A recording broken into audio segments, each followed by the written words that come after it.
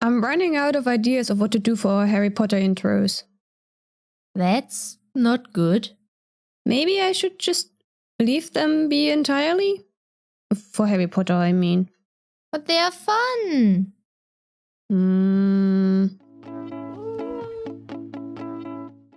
Hello. Hi? Right. We are Tea and Toffees. I am Neitshayd, and I'm the demon. And I'm Cecilia. I was a witch in my previous life. So, you will have guessed it from the title. We shall continue to nitpick Harry Potter, Volume 2, Chamber of Secrets.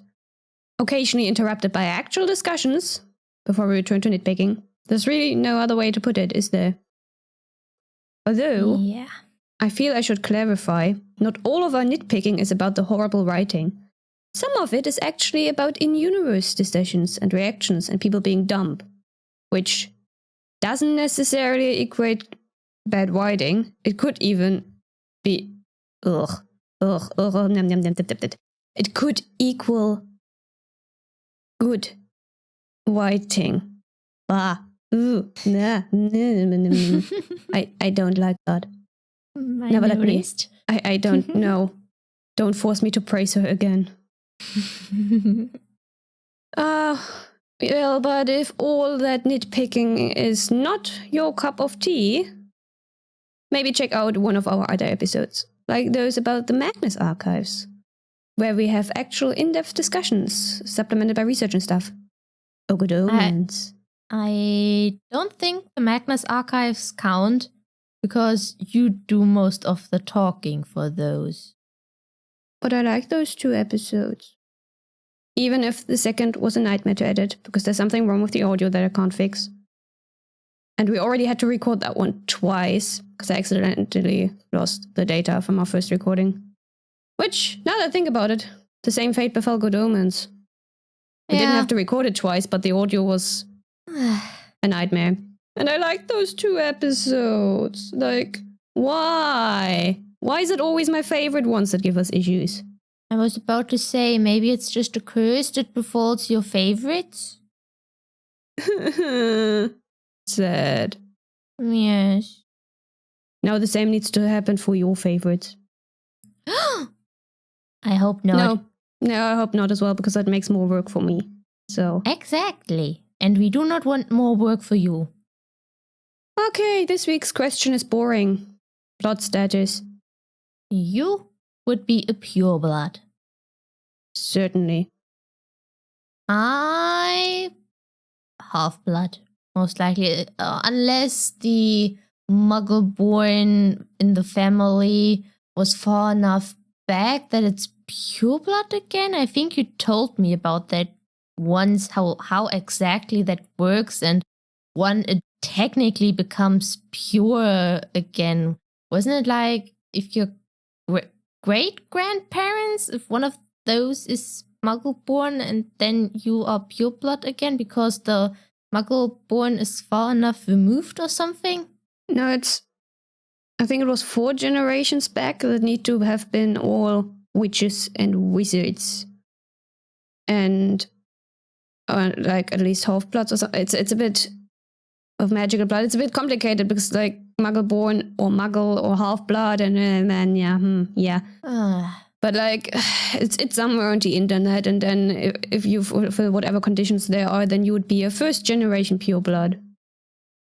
Yeah. And your children, if you marry another pureblood, would be 2nd generation purebloods.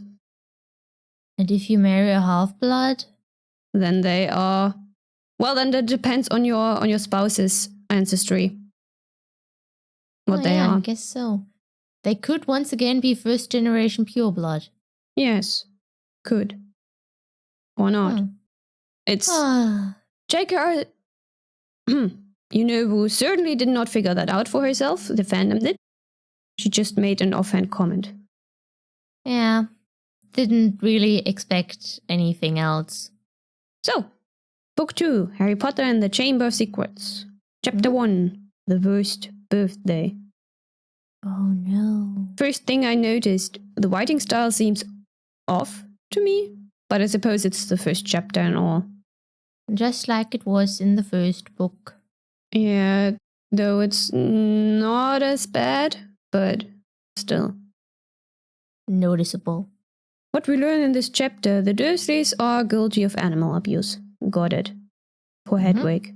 Locked in a cage. And it's only the first page of the book. Technically also child abuse towards Dudley, because they are fattening him up. Even though none of the Dursleys nor Harry would see it that way. And I mean, that Harry's getting abused, it doesn't need to be, like, we all know he's getting abused. So, who doesn't get abused in that household? Vernon and Petunia, I guess. So, the adults. I mean, we don't know how Vernon treats Petunia, but there's no evidence that he hits her or anything. But yeah, the adults will have a responsibility to take proper care of their children. And the pets of said children. Yes. Oh, Harry. Harry says, you forgot the magic word. And he means please, but I'm like, Harry. Harry. That's... Darling, you've been living with the Dursleys for over a decade. Why are you this stupid? Because Harry's brain is a brick. That's why. I thought this was only his awareness level, but guess not. Yeah, guess not. So what exactly did the head mean in the first book with a decent mind? Because I don't see it. I told you so. I told you so. Yes, you did. Still not doing the dance. Our new catchphrase whenever I'm right, you're not doing the dance. Well, I was right as well on a few occasions already, I think 2 times. Once. So far. Well, once in the episode itself. You said you are not going to do the dance, and in our private conversations when which we doesn't are not count. online, that doesn't count. So mean. So obviously Harry's back with the Dursleys. And we learn that Uncle Vernon has been treating him like a bomb that might go off at any moment. We learn that Harry knows what a bomb is, so I'm like, just chuck a bomb, or a hand grenade, I guess, at Woody. Problem solved. Repeat if he returns. I wonder if bombs would work on Horcruxes. Since normal fire doesn't work, and you need fiend fire, I don't think a normal bomb would work.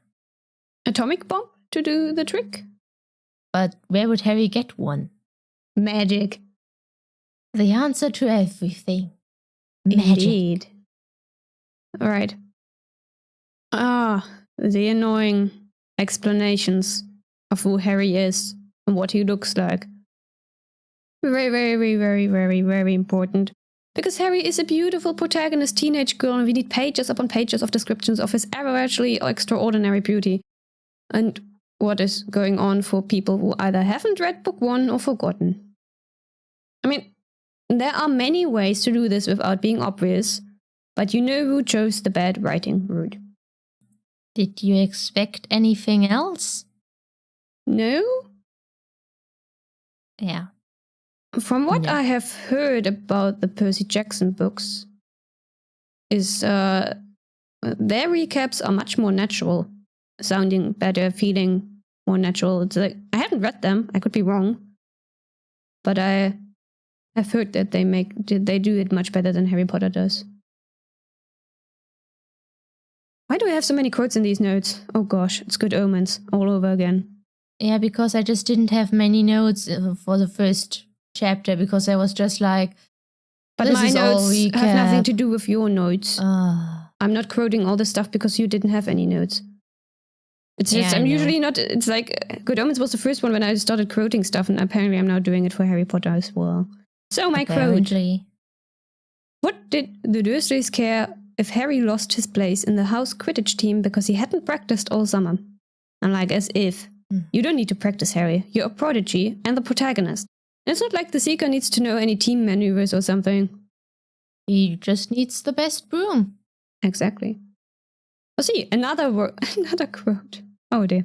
And I guess if they don't let him practice, there's less risk of his broom, like, breaking or something. But that has nothing to... No. No. No. Oh, is this yes, it's a quote from Dudley. We had to write an essay about our hero at school, Mr. Mason, and I wrote about you. Which is so ridiculous. And his parents are proud of him for that? Like, how delusional can you be? If I were Mr. Mason, I would not be flattered. I would think either the kid has some screws loose, or his parents were laying it on rather thickly. Yeah, my first thought would be, he's obviously lying, because his parents told him to, which is exactly what they did. They told him to do that. Or maybe Mr. Mason is just a narcissist? Could also be. Who knows? We certainly don't know. Oh yay, more recap. With full names. And even Draco, the arch-enemy. Or is it arch-enemy? It's Archangel, but I think it's arch-nemesis, so it must be arch-enemy. Even Draco gets a mention. Look at that. Ooh, Lucky Draco. Congrats, Draco. Congrats. Now, as we've established earlier, Harry clearly isn't the brightest, nor does he have any self-preservation, because he hasn't learned from the magic word incident and intentionally antagonizes his cousin. Which results in Petunia aiming a heavy blow at Harry's head with a soapy frying pan.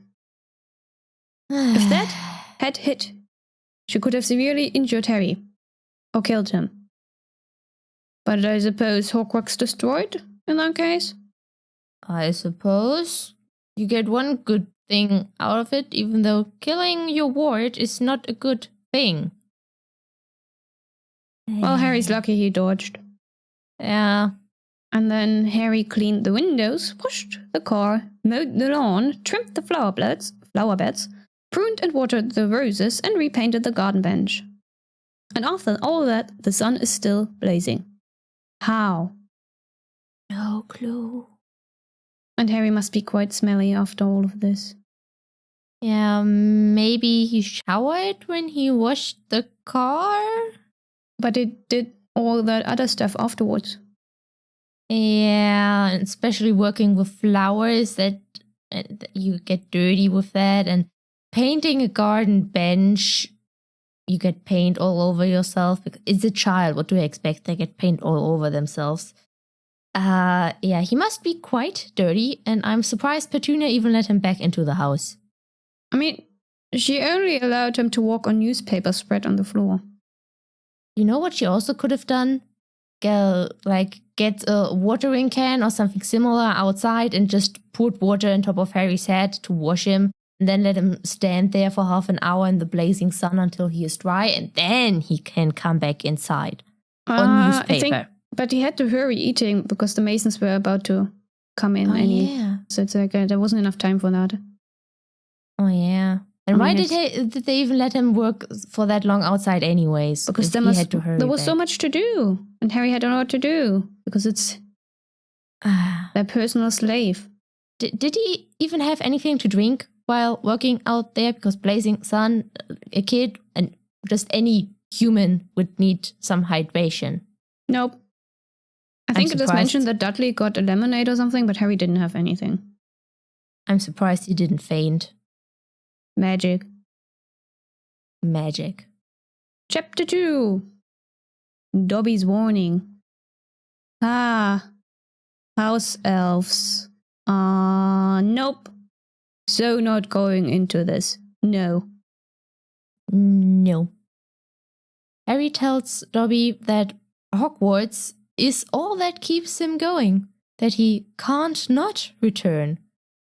I took from this that Harry has suicidal thoughts, because Hogwarts is always what keeps him going, which is very sad. A child should have more for themselves going than a boarding school. Or maybe it's some rare show of self-preservation. We know what living with the Dursleys is like, after all. Even if it isn't ever truly acknowledged as abuse, that's what it is, without mistake, so... Yeah, it could be like, oh, Harry has self-preservation instincts. He would not have a good life with the Dursleys. Yeah, he needs all the self-preservation he can get. And if the thinking of Hogwarts helps, then think of Hogwarts. Aye. Dobby says Harry must stay where it is safe. That at Hogwarts he would be in mortal danger. But he would be in mortal danger with the Dursleys as well. See, frying pan you mentioned earlier.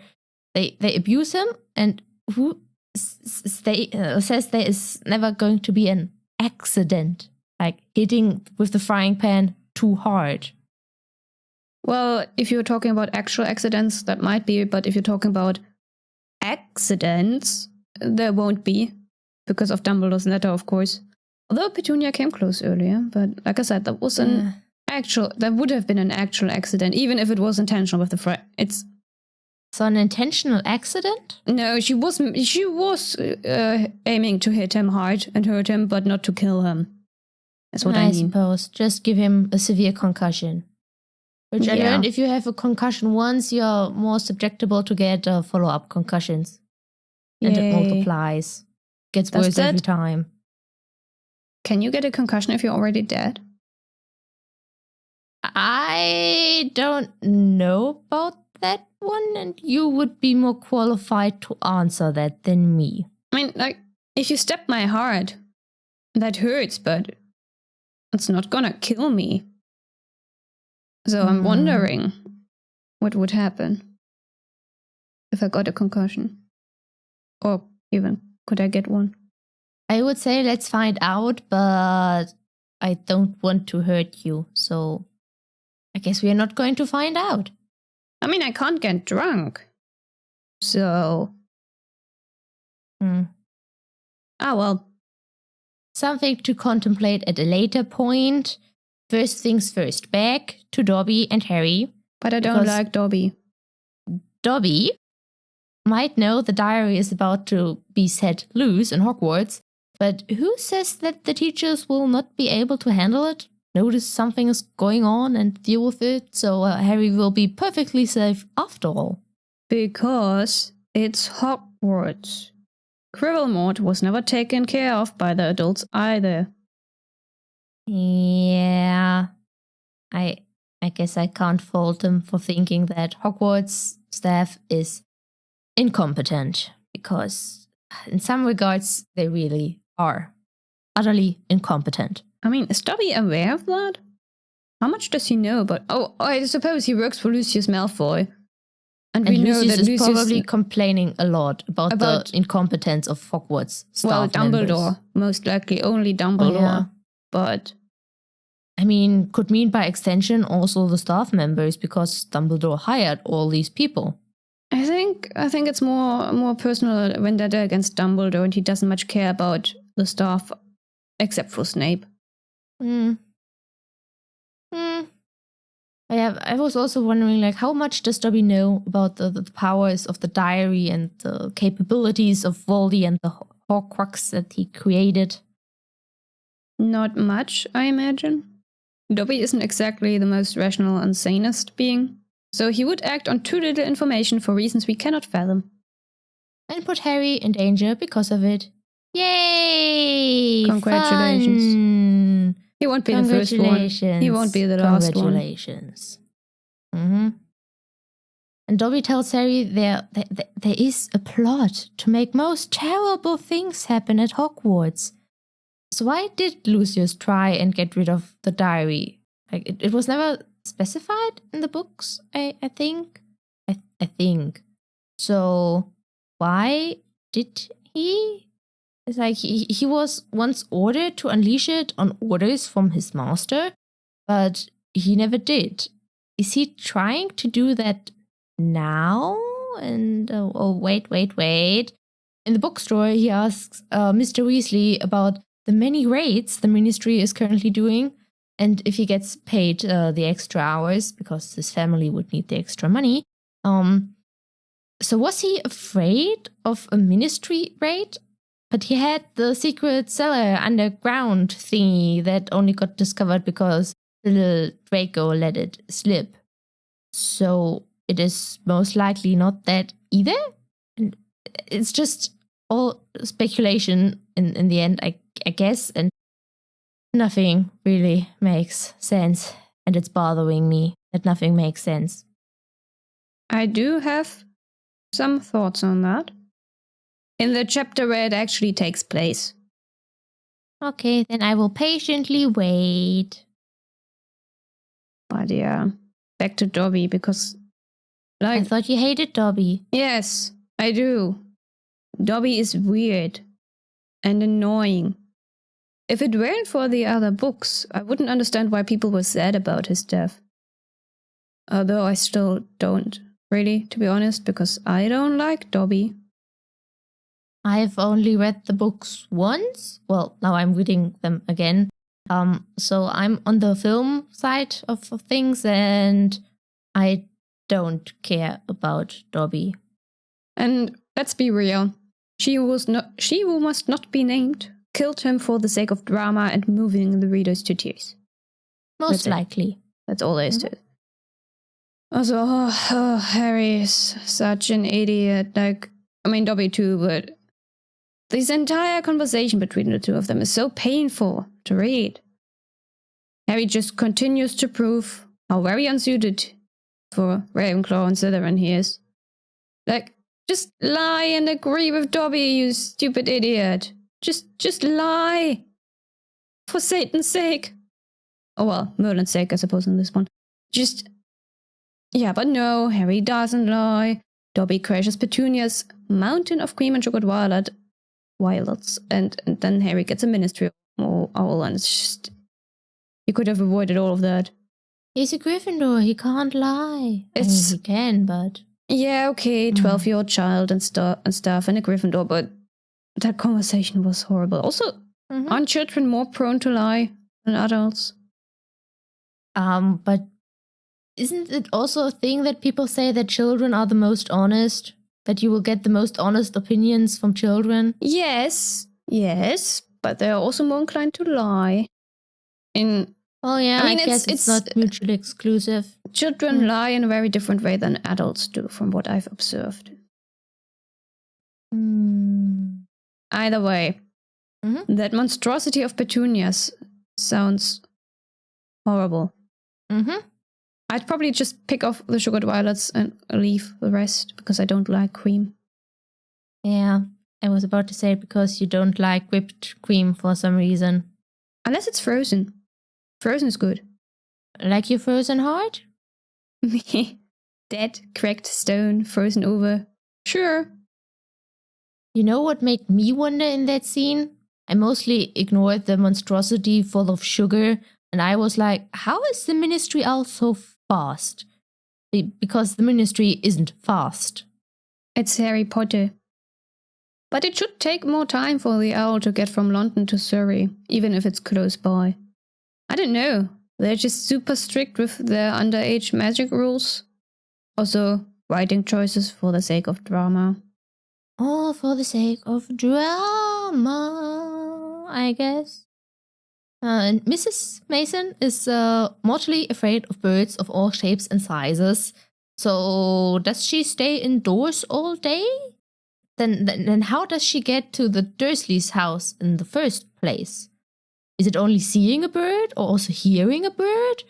It must be hard either way. Poor woman. Poor woman. Moving on. So, this is the start of inconsistent trace world building. And I know that you have, notes on that. Yes, I have notes on that. Harry received a letter for illegal underage magic because a hover charm was used at his place of residence. So how do they check the underage magic? It would imply that it only detects the use of magic in a place and what kind of magic was used. it was an elf in this case and not even a wizard. So there would be no way to tell who did it. So if an adult wizard lives in your house, they don't know if they were the one who did the magic. And they are allowed to do magic. And with all the magic wizards do in everyday life, they can't always send a letter to clarify who used the magic. So children from magical families get a free pass, and muggleborns are at a disadvantage, is what I get from here, is the conclusion I come to. And also later, it's a trace on your wand, and there was no wand involved here whatsoever. No, it's not on your wand. That's still a Fenner thing. And I told you about that. You see, my brain sometimes just forgets stuff, so you have to tell me over and over again until at one point I might remember. But still, sense? No, it doesn't make sense. Well, how many times will I have to tell you to stop trying to make sense of these books? A lot of times, because it seems like I might never learn. Because I just want to see sense in the things. I want it to be logical, and when it isn't, it frustrates me, and then I have to talk about it. Depends. Like if the world building is based on nonsense, Terry Pratchett likes to do that, for example, then it's fine. Oh yeah, then it's fine. Yeah, it's not if you're trying to pass off a logical world that isn't, because you're too bad at writing it. Because if I know, this is supposed to be nonsense, then the nonsense is funny. But she tries to do world building, but just fails. So I'm annoyed, I'm frustrated.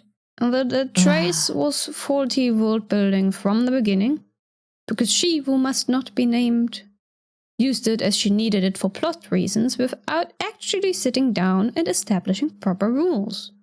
Which basically applies to the entire series, but the trace is the most notable issue. I guess I will just sigh a lot. As punishment for supposedly performing magic, Harry gets locked in his room. He gets 3 meals a day, and in the morning and evening they let him out to use the bathroom. I think I go to the toilet more often than once in the evening and morning, at least on most days, like on 99.9% of days.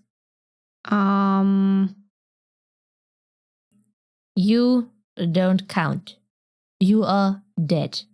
Normal people need to use the bathroom more than once a day.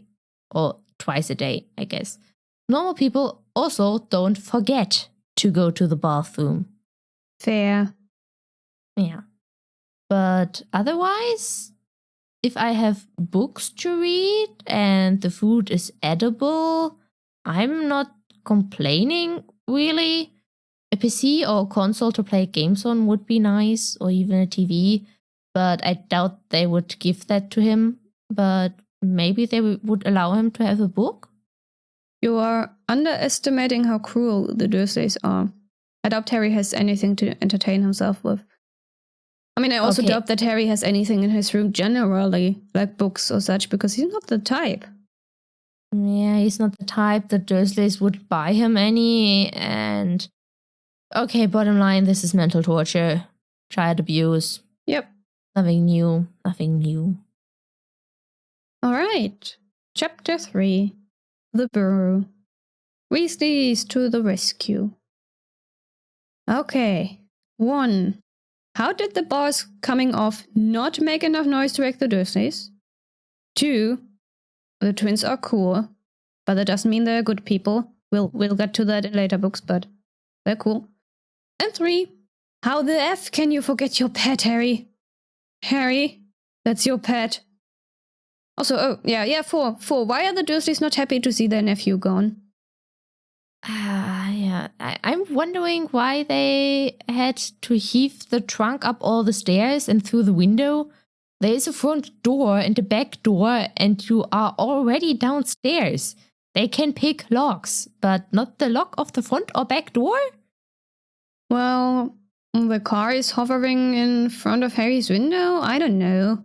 Then They're get children. the car, get the Gryffindor car children. downstairs. Gryffindor children. Get Harry and the car downstairs. And Hedwig, don't forget the pet. Never forget your pet. Worst mistake you can ever make in your life, forgetting the pet. But I'm also surprised at how long it takes for the Dursleys to wake up. Doesn't Vernon later notice when Harry reads at night? So how did he not notice all the Rookers? No, that's a movieism. It's a thing of the third film that defies the trace.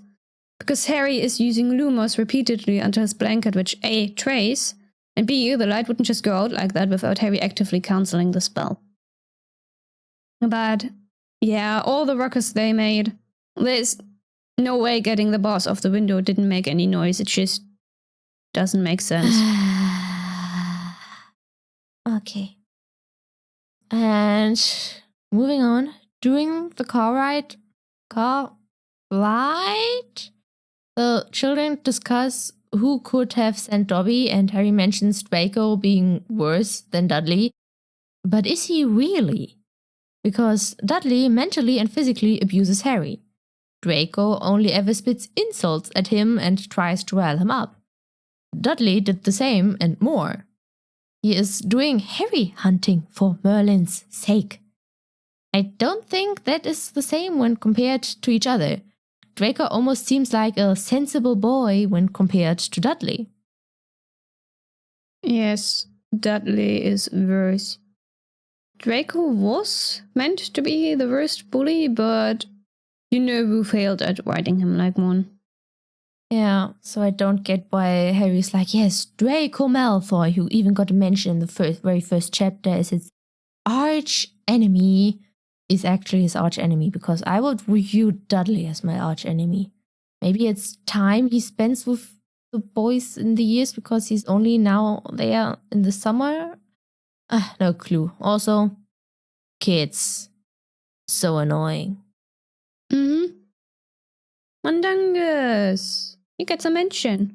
We shall meet you in a few books. Either way, the kids arrive at the burrow. Molly is there to scold the boys and be absolutely lovely to Harry. The kids de-gnome the garden. Arthur Weasley comes home, and then Ron shows Harry his room. Orange. Oh no!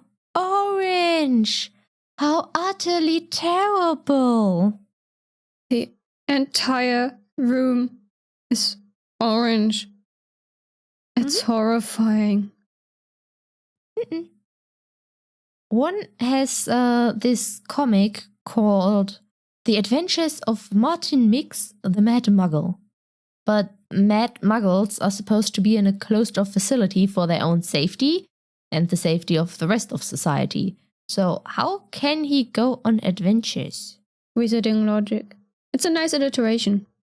Martin Mix, the Mad Muggle.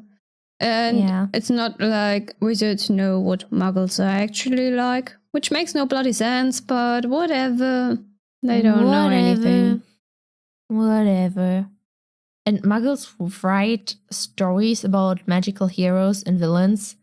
The Mad Muggle is obviously a negative example, but I doubt the magical world has stories about the heroic deeds of a muggle. Just imagine the outrage of all the pureblood families if you've got a heroic tale of a muggle in the wizarding world being famous. Yeah, I suppose. Chapter 4. At Florish and Blotts. The ghoul in the attic is mentioned again. Why do they keep it and don't get rid of it? Maybe that would cost money? Like calling pest control. Maybe.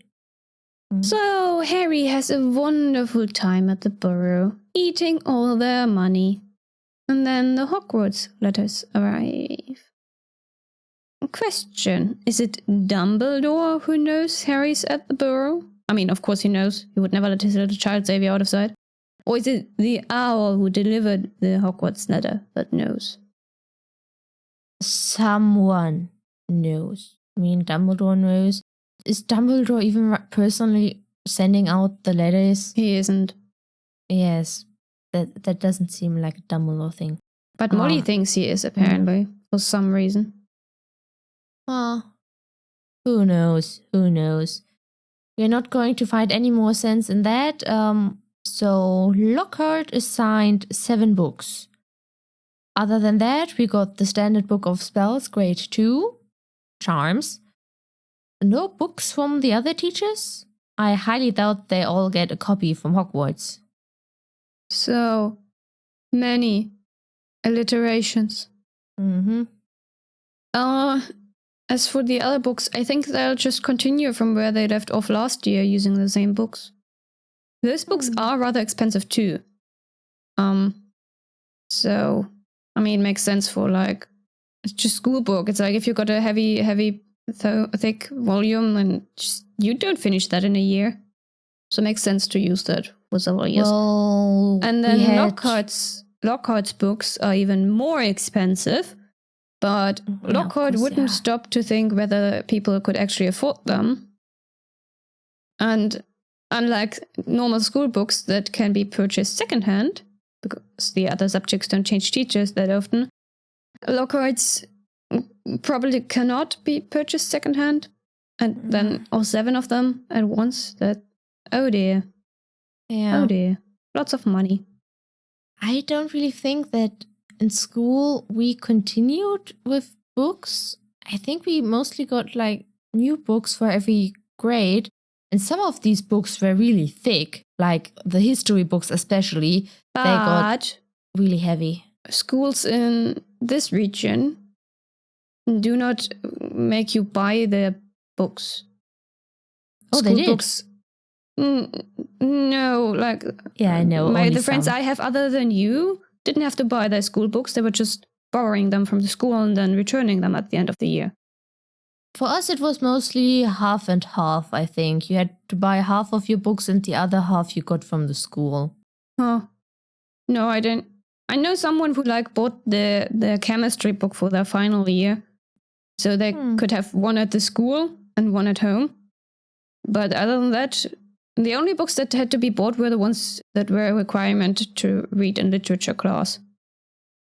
Yeah, those we had to buy those, of course. But if I remember correctly, we had to buy our the book for one of our languages. Like I think the books for all of our languages that we had every year. Every year we had to buy a new language book, and we didn't write in those books because then if it was like a book to write in, wrong school. Guess so. Maybe just wrong region, maybe wrong school. Who knows? I mean, you grew up in a different region compared to my other friends, so yeah. Anyway, speaking of money, Harry makes a comment about only owning money in the wizarding world. Couldn't Harry exchange his wizarding money for Muggle money? Because if the other way around doesn't work, the Muggle-born children would have a problem, and Gringotts would be happy to get rid of the Muggle money again, wouldn't it? So Harry is still rich, as long as he is not with the Dursleys, who would maybe steal every penny he has, claiming that they deserve that money for simply keeping him. And we also see later Hermione's parents exchanging a £10 note. So why can't Harry exchange a galleon to get the Muggle money he wants to have? Because Harry does not think of such things, and the conversion rate is rubbish. Because the author can't do math. Yes. And therefore wizards can't do it either, and the goblins are taking advantage. Yeah, they definitely are. And now we could get into the debate if they get money for keeping Harry, the Dursleys, I mean. And as I'm trying to get it into my head, they are rich, but children are expensive. And also considering the amount of money they seem to have and what they spend on Harry, peanuts? Peanuts, I say. Yeah, isn't that right, Anya-chan? Peanuts! How much money am I costing you? Am I worse than a child or better than a child? I think you're better than a child because you are not changing your height constantly, because children grow and they need a lot of new clothing because they're just growing little children. I hate getting new clothes. Yes, that too. You hate getting new clothes. The new ones are never what I want. Shoes are especially horrible. It's like, why can't I just not get the same ones all the time? And you also just need less sustenance in general. Like all the other things, like children eat also a lot, which you don't do. And they get dirty all the time. So you need a lot of water to get them clean again. So you are definitely... medicine. Oh yes, and medicine too, because they also get sick. And doctor fees. And yeah, humans are expensive. Yes, humans are expensive, especially children. So you are definitely a lot cheaper. Back to the Dursleys. Mm-hmm.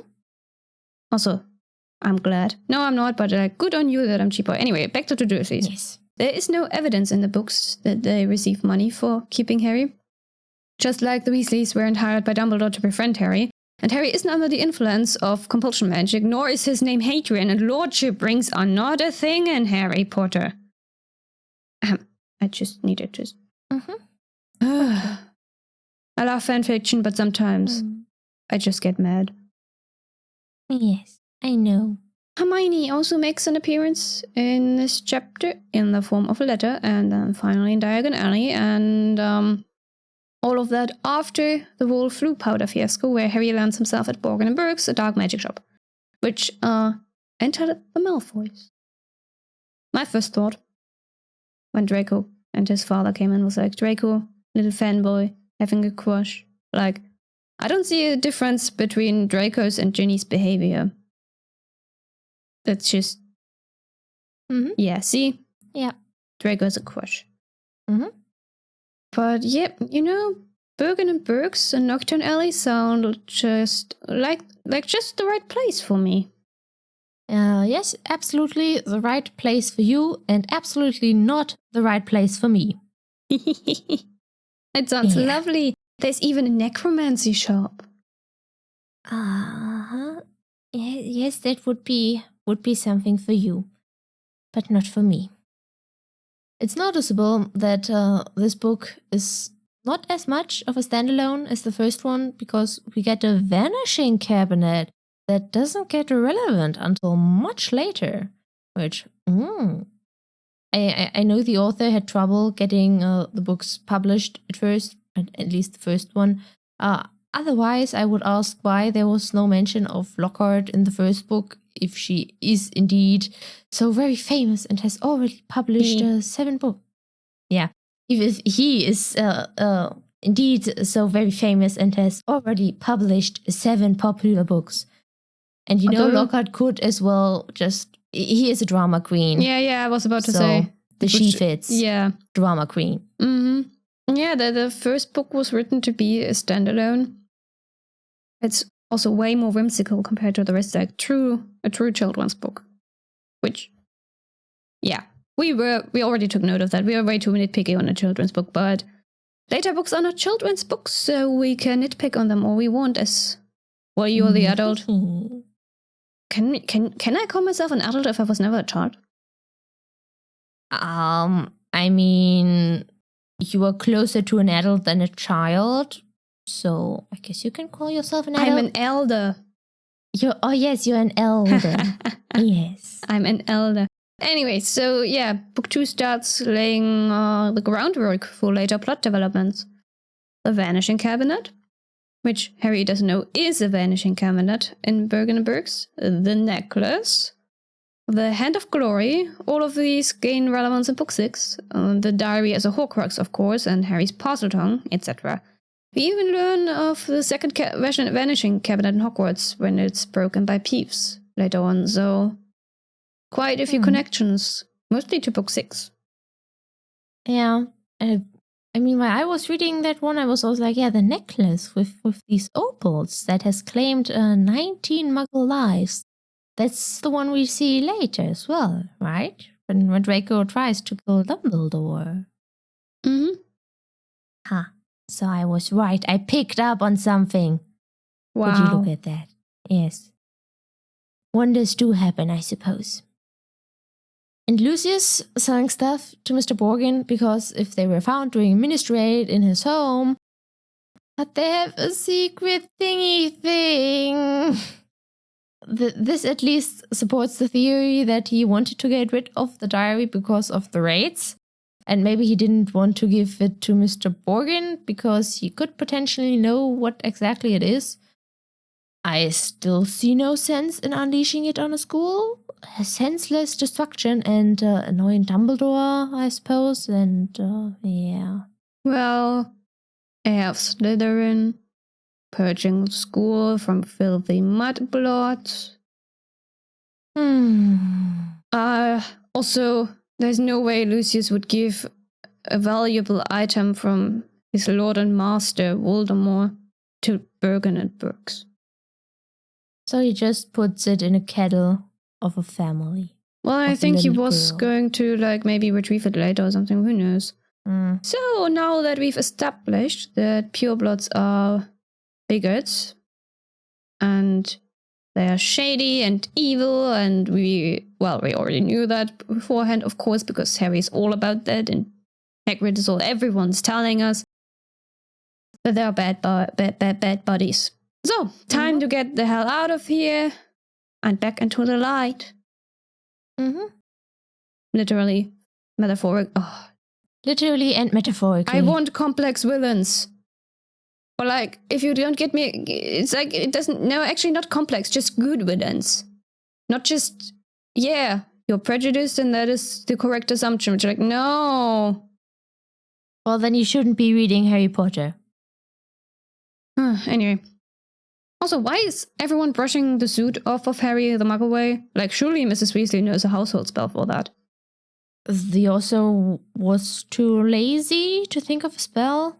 But was she? Because I remember at least one, if not more, that I used later. So she thought of them later because she was too lazy in the beginning. So, time for shopping and book signing apparently, and Lockhart. He's an acquired taste, isn't he? Yes. Lockhart has no sense of personal space. Harry might be uncomfortable, you know? Arm around the shoulders and clamped tightly to Lockhart's side. Personal space, buddy. Personal space. Harry, stab him. Go on, stab him. Save yourself and the rest of Hogwarts from this dreadful teacher. Stab him. It makes one shudder to read that. Like, some people are touch averse, you know? Like, please do not squish people you don't know into a hug without asking. That's just horrible and uncomfortable. And even people who are not touch averse would be uncomfortable with that. Consent is the key word. It's just so much worse when you're touch averse. It's just like, if they're clearly enthusiastic about it, sure, go for it. But yeah. So, yeah, why did Lucius Malfoy choose the day of Lockhart signing to go to Diagon Alley? Because, like, Molly clearly chose the day precisely because she wanted to get an autograph. But Lucius Malfoy, well, probably because Lockhart attracts crowds and that increases the chance to find a good opportunity to slip the book into some unsuspecting student's bag. Though it begs the question why he decided to do that this year specifically, as you mentioned earlier.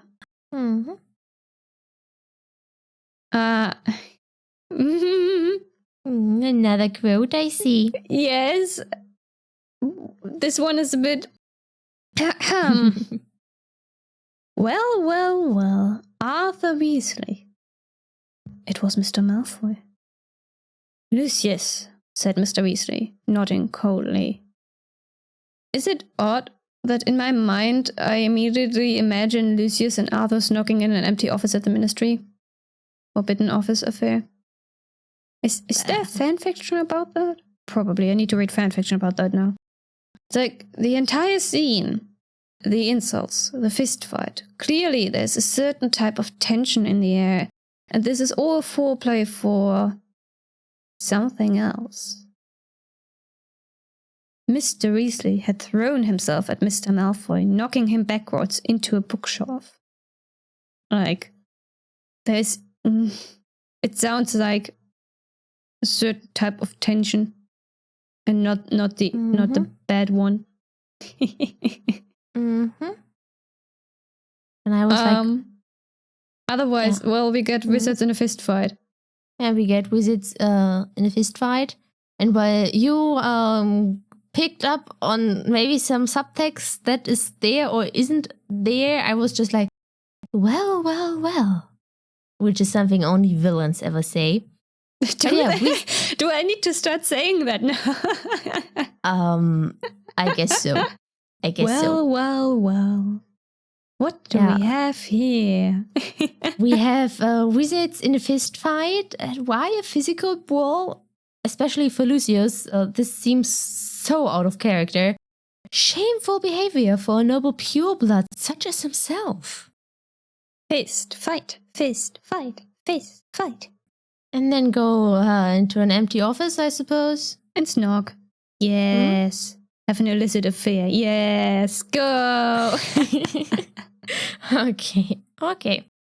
So Lucius thrusts the old Transfiguration book at Ginny.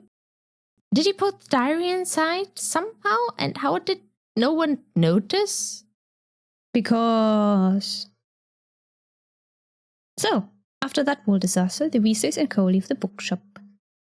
Did they pay when they left the shop? Or did they steal the books? Harry got his gifted, except his charms book.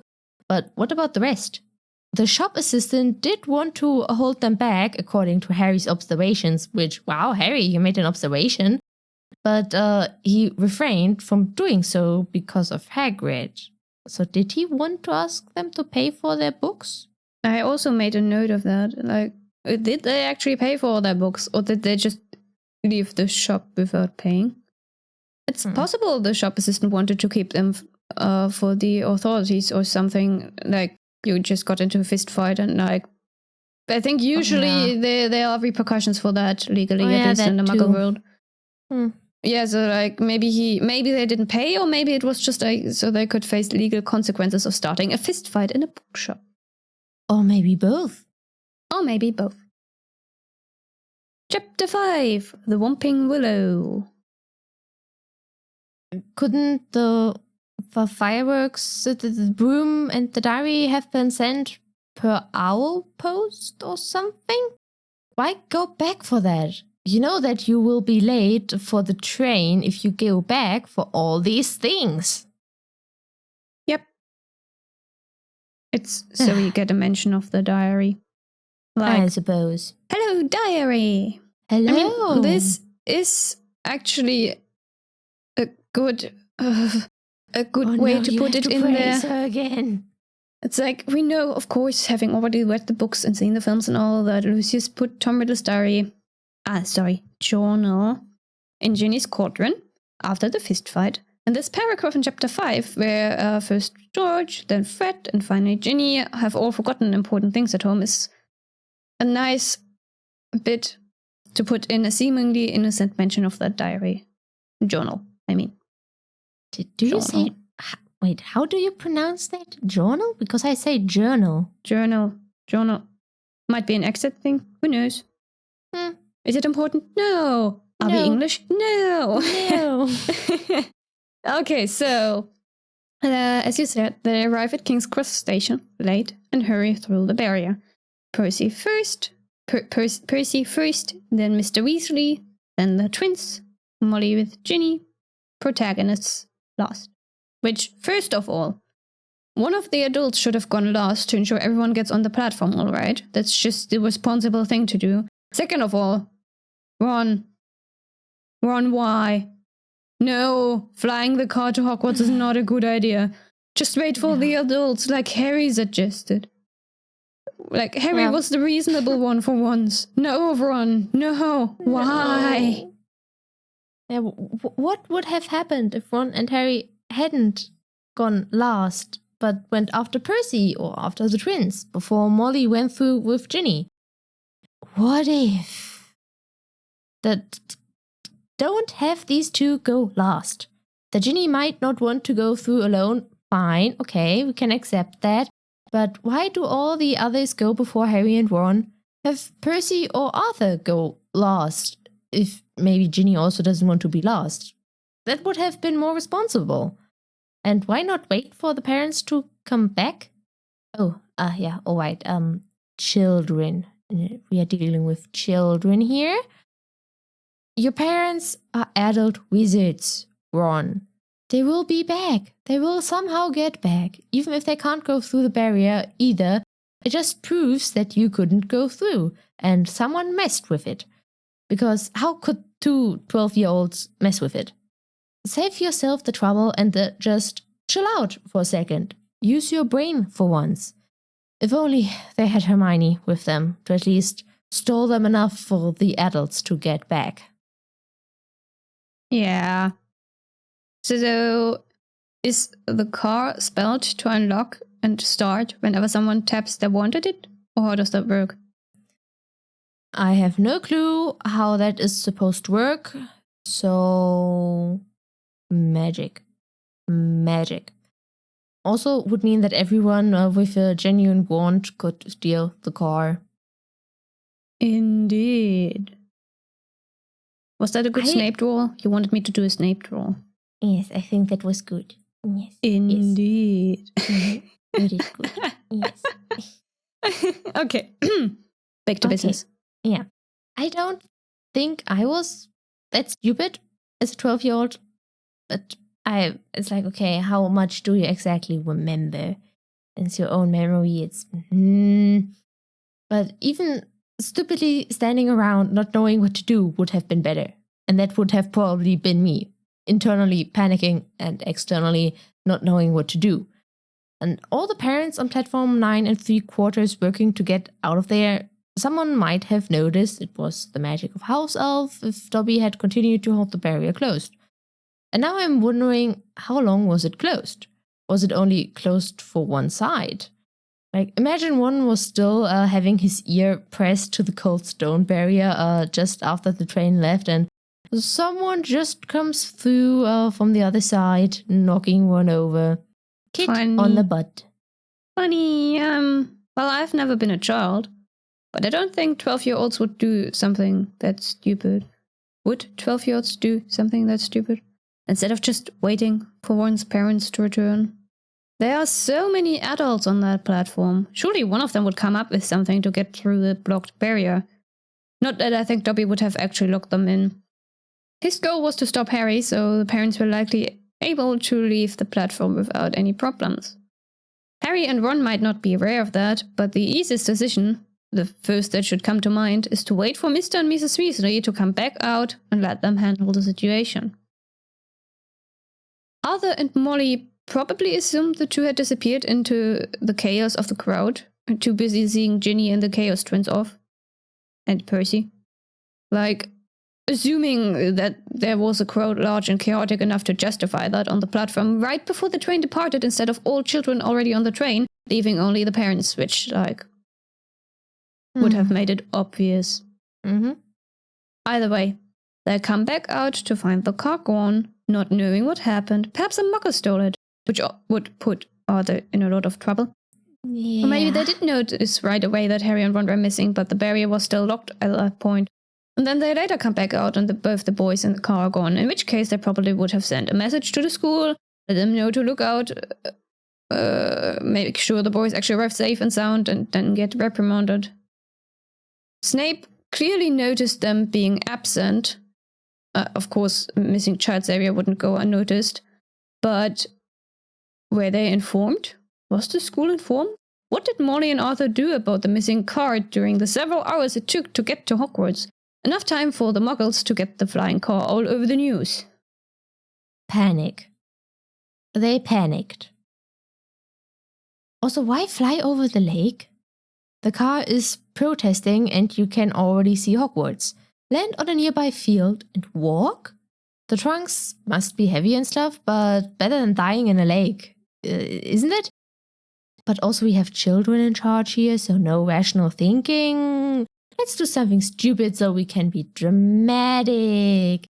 And we don't risk our lives enough already as it is. But, if you crash land, I think the lake would be safer. Really? And not for Hedwig, who was locked in. No, wait, no, Hedwig was allowed to. No, it's just like if you crash down, like, don't planes do that? That they do a water landing? Because it, like... Yes, they do a water landing, but it's a plane. Yeah, but the car plane's landing is more difficult. The water can like absorb some of the impact, whereas the ground will just crash you, literally. But the difference is that the plane would actually stay on the water because of the way it's built, and the magic car. The car would probably sink down because the flying function is malfunctioning. And there's a giant squid. Yeah, and there's a giant squid to boot, so the giant squid might just snatch it out of the air. No, the squid saved children before, so like we could get the car out of there. Yeah, the squid would just be like, okay, there's a car here with 2 children. Let me just get this out of here. Okay, yes, nice and safe. But also, could they swim all the way to the shore and get the trunks as well? No, they couldn't. No. So I would be just like, okay, yeah, crash land in the field. You would get a few bruises, maybe a broken bone, I suppose. But you have Madame Pomfrey. You have a school nurse with magic at her disposal. So how bad can it be at the end of the day? Because at the end of the day, they would have seen the healer. No. Okay. And not if they weren't forced to do so. And did these children spare a single thought on how the car is supposed to go back? How worried one's parents must have been when they found the car and the 2 of them gone? No? Okay. Now that they're back at school, they can do magic again, right? So why are they dragging the trunks? They could levitate them. Would be so much easier. Why make it easy when you can have it difficult, I suppose? Additionally, how does Ron know how to fly the car? Arthur likely made it easier than driving the Muggle way, but still. Does the car fly on petrol or magic? How does it work? Does it need to be refilled, charged up, respelled? How does the steering work in the air? Ron is able to steer the car even after the engine dies, so it's not linked to the engine, but if it's a mechanical contraption, one should be able to see whatever it is. I mean, I don't know what that would be, nor what it would look like, so Harry probably wouldn't know either, or recognize it, nor pay attention to it in the first place.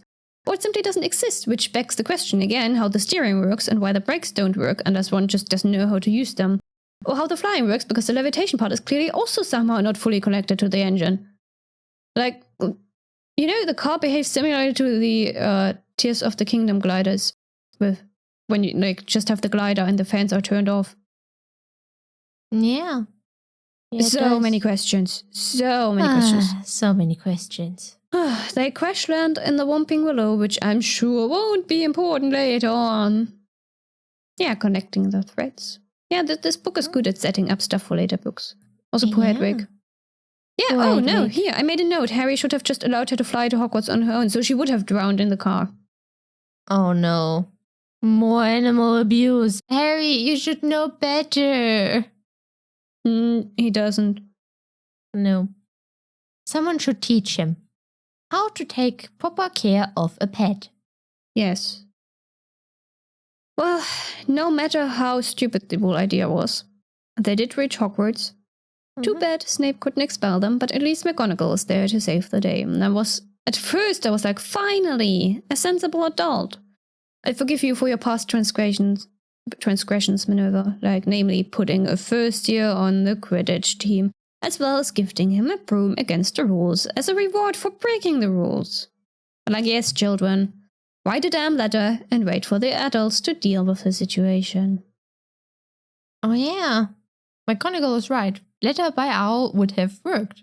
They do have an owl and the material to write a letter. If they were worried about Mr. and Mrs. Weasley, they could have simply sent a letter to Hogwarts with Hedwig. Would take a little bit, but at least you would get help from adult wizards. They could make sure the Weasley parents are fine and gotten Harry and Ron to Hogwarts. And kids missing the train must have happened before. I doubt that they were denied an entire year of education just because they missed the train. Yeah. So, the sensible adult, Minerva McGonagall, although I don't think one detention is sufficient punishment. Still, No. nice of her to light a fire and give them food. Mm-hmm. Even if pumpkin juice wouldn't have been the choice I would have made, all these kids ever drink is pumpkin juice. That can't be healthy or tasty. Next is Chapter 6, Gilderoy Lockhart. So much enthusiasm. This dude, he's truly written as a very uncomfortable character, for me at least. He makes me uncomfortable. Me too. Is that good writing? Who knows? So we start this chapter with the post arriving at breakfast the next morning and one vividly red envelope.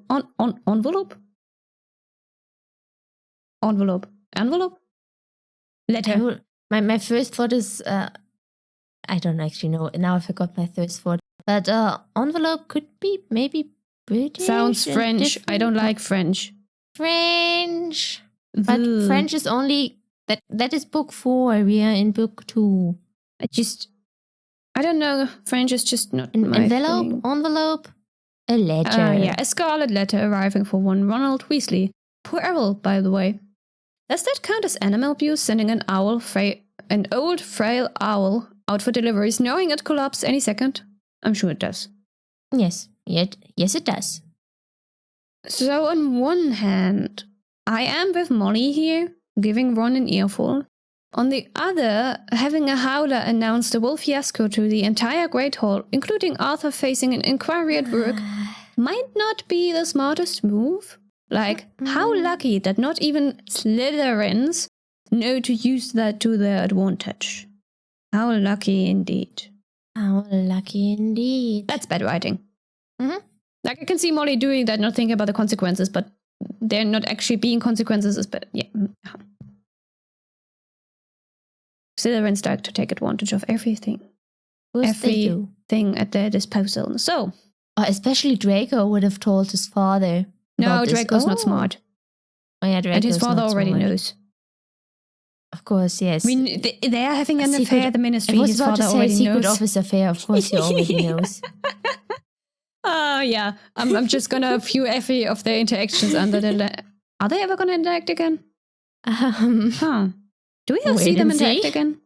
Anyway, time for lessons. So yeah, smart. Get the kids all dirty and sweaty first thing in the morning.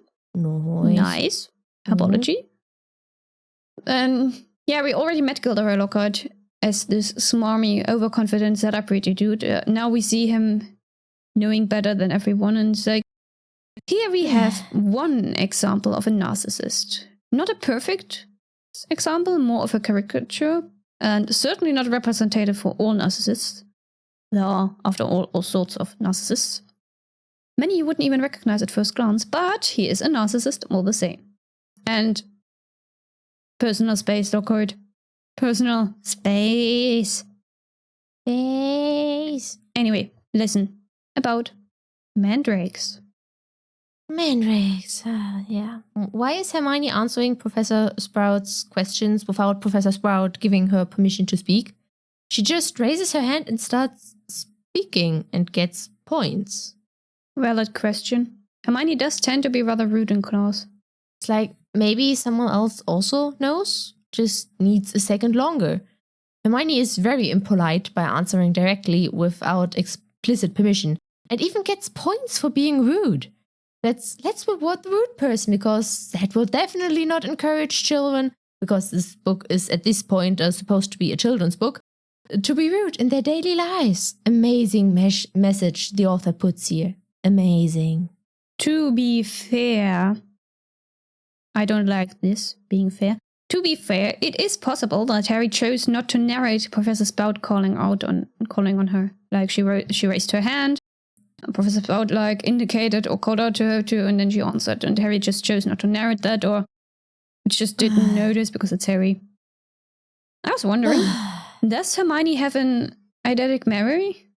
Like, or does she go through all the effort to memorize the textbooks?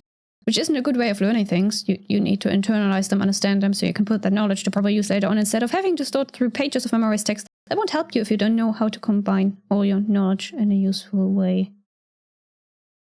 Shall I say that a bit faster? Why not? Why No, not? that's fine.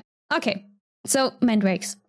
Mandrakes looking like a baby is totally not creepy at all.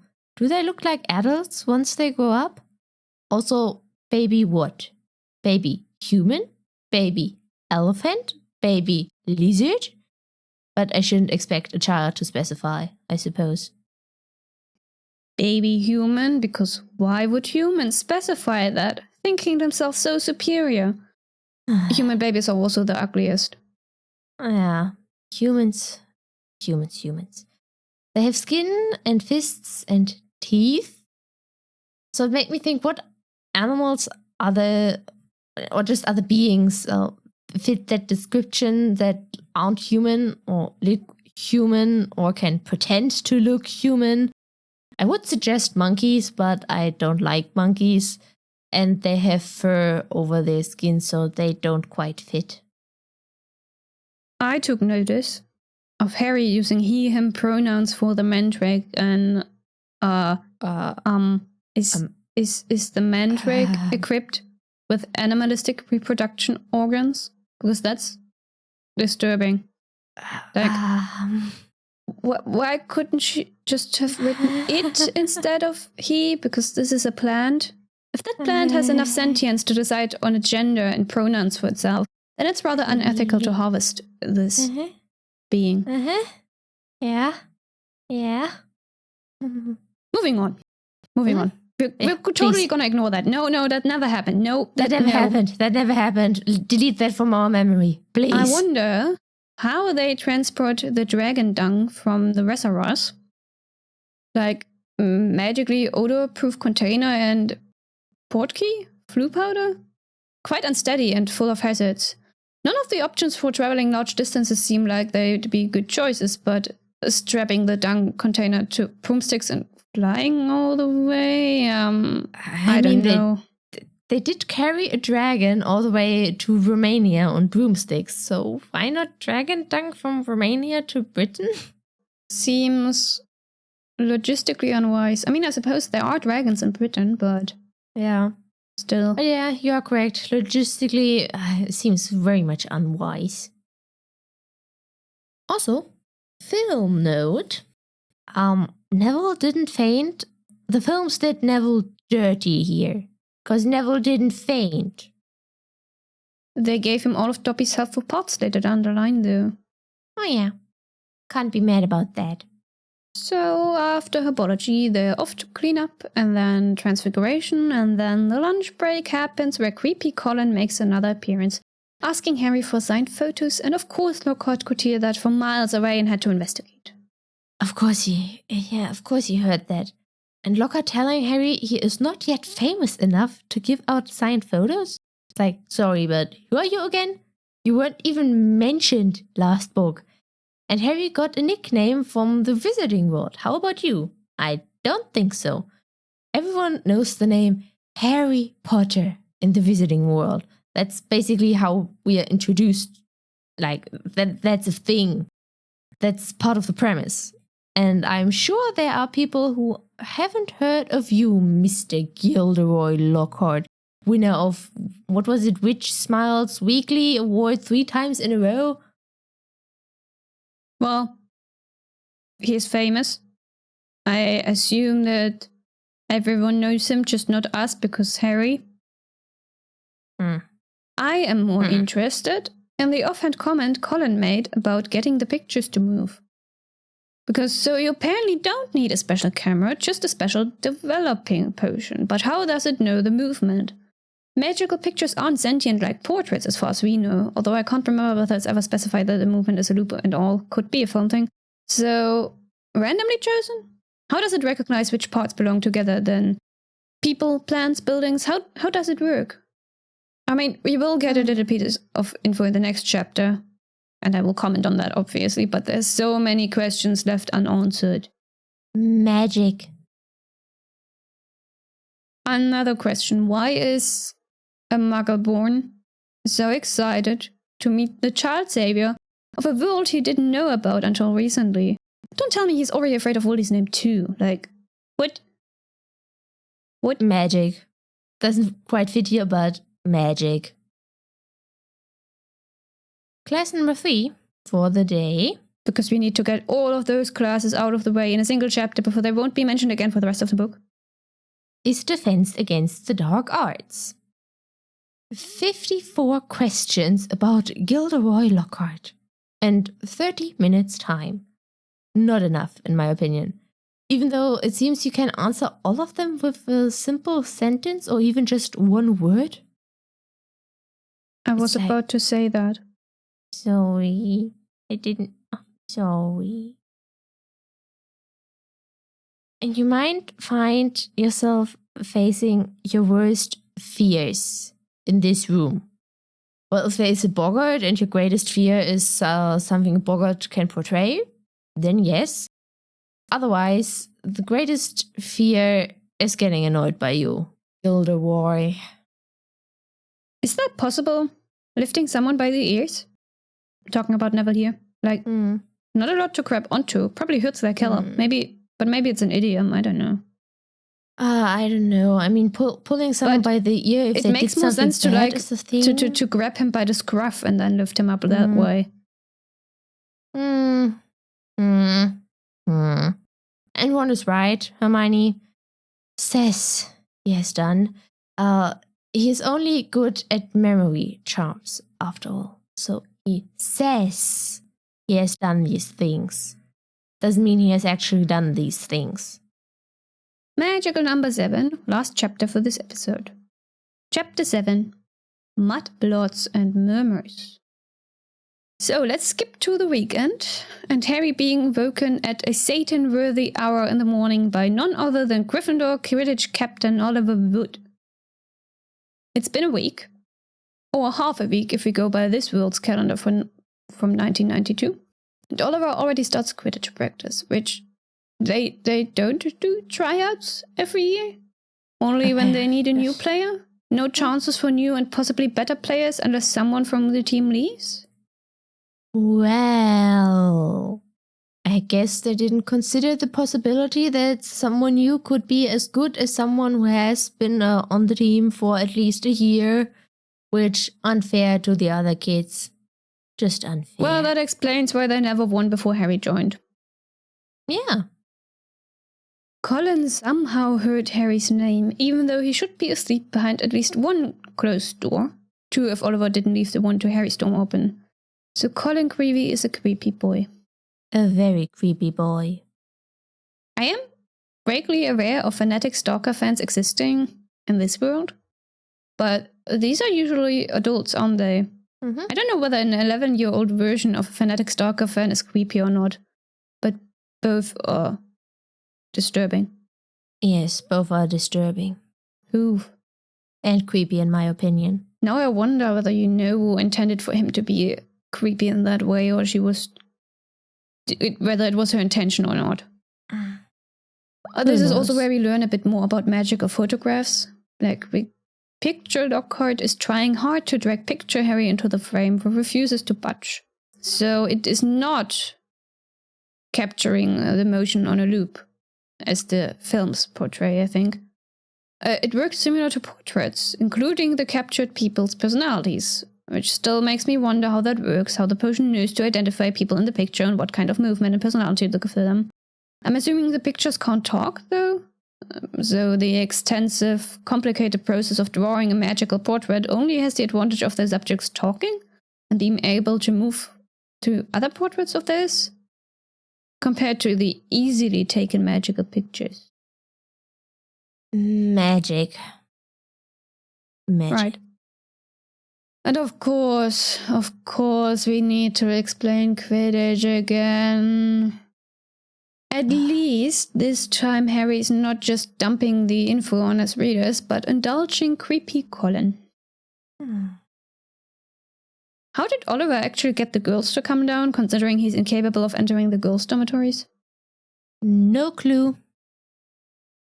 And Oliver mentions losing the year before due to circumstances beyond their control, which, like, you wouldn't have been a player short if you had reserve players.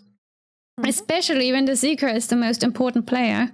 While we're on the topic that they suffered their worst defeat in 300 years, even with 150 snitch points, they were unable to get...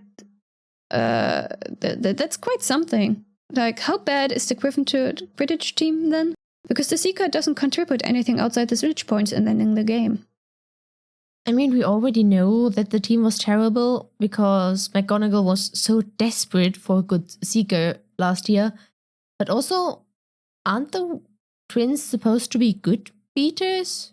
Yeah, but if the chasers aren't good, it's like, I want them to be good because all three of them are girls, but... Yeah, I just had the same thought. Is she just...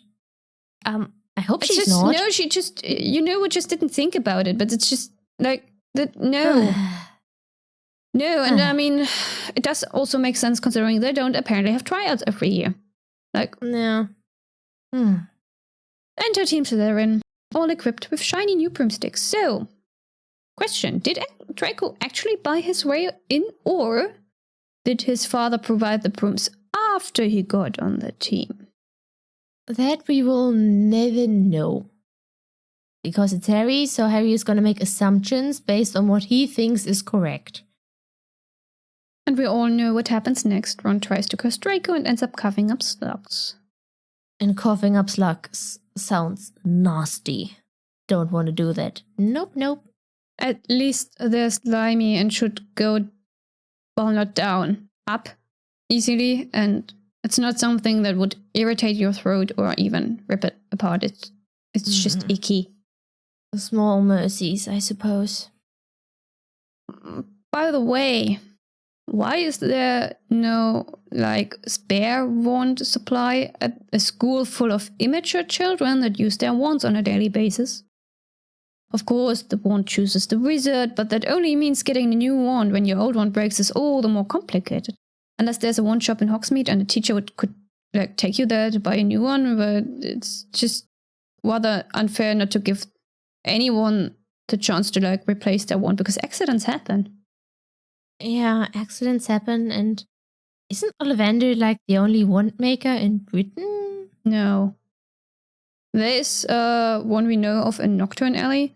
Oh, I'd assume several more. Ollivander simply has the reputation of being the best in Britain. But yeah, their wand is their most important tool, so you would expect there to be opportunity. Like, the children should have access to get a replacement wand easily. Yeah, they should have. Okay, yeah, maybe Ron has money problem and Harry just didn't notice the offer being out there, but still. Moving on. What happens next? Harry and Hermione leave the fighting Quidditch teams, as well as Quidditch practice in Harry's case, behind to bring Ron to Hagrid. Like, sure, Hagrid is nearest, but Madame Pomfrey still makes more sense. And I didn't realize this last book, but does Hagrid not have a bathroom in his hut? It's one room with some basic furniture. Maybe Hagrid just vanishes the evidence with his umbrella? I don't think he's capable of that. Yeah, into the forest it is. And how does he shower? Bucket of water. Maybe he swims in the Great Lake. Or that. Hagrid tells us Lockhart was the only one available for the job, and I'm like, what? Are you sure they're only now starting to think the defense position is jinxed, Hagrid? It's been 40 years, give or take a few. Like, truly it's been obvious for quite a while now. Yeah. The supply on teachers is thinning out. Getting thin. And then thin. Ron gets to explain the insult Draco used earlier. And also mentions offhandedly that most wizards are half-bloods these days anyway. If most wizards are half-bloods, then how come your entire society is absolutely helpless when it comes to muggles and their ways of living? Sure, you'd still be considered a half-blood if your grandparents were magical, but one of your great-grandparents, for example, wasn't. But it's like still. That's just doesn't make sense. Wait, does that mean I was right previously with the great-grandparents? Because I said great-grandparents. How many generations is that? Because wouldn't that then be the fourth generation? Yeah, that's the fourth. Yes, exactly. The fourth generation. Yeah. You are correct. Oh, yay! I was correct for once. I mean, assuming that it is actually 4 generations back. And that you are the 4th generation, because I remember you could go. Yeah. Yeah. Anyways, Ron and Harry had detention from 8 to midnight, and is midnight curfew then? Because I could have sworn that curfew was earlier. Definitely earlier. Yeah, good. And for 12-year-old children, midnight is quite late.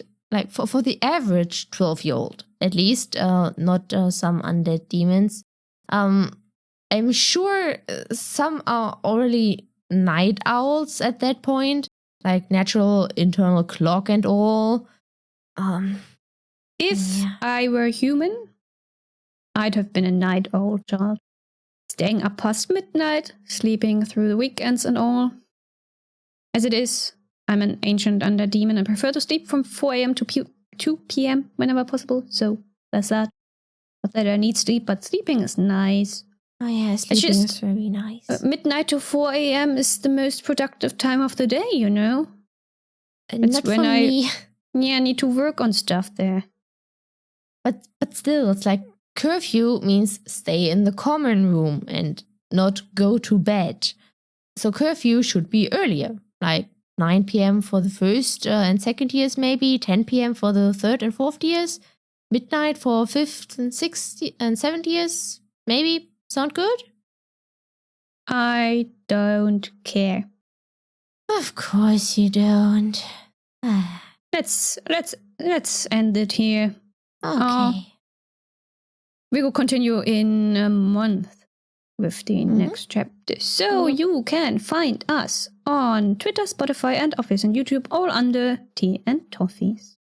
Yes. And if you enjoyed this episode, leave us a comment.